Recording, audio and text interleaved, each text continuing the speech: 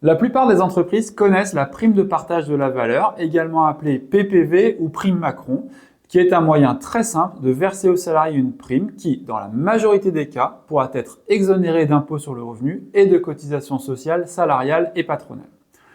Deux autres dispositifs très intéressants de partage de la valeur sont quant à eux moins connus. Le premier dispositif est le plan de partage des plus-values de cession.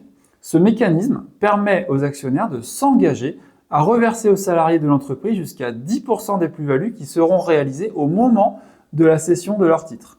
Autrement dit, il s'agit d'une promesse des actionnaires de récompenser au moment où ils réaliseront les plus-values les salariés en leur reversant une partie de la plus-value réalisée.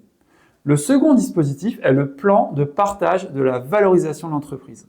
Ce mécanisme est légèrement différent puisqu'il permet non pas d'intéresser les salariés au moment de la revente, mais de récompenser les salariés en fonction de l'augmentation de la valeur de l'entreprise. Dans le cadre de ce mécanisme, l'entreprise s'engage à reverser dans le futur aux salariés une prime dont le montant est directement corrélé à l'augmentation de la valeur de l'entreprise.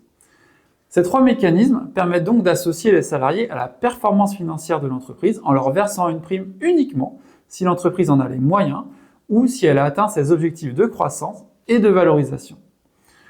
Le cabinet Philippot Avocat peut vous accompagner dans le choix du bon mécanisme et bien évidemment dans sa mise en œuvre opérationnelle. N'hésitez pas à nous contacter pour en discuter.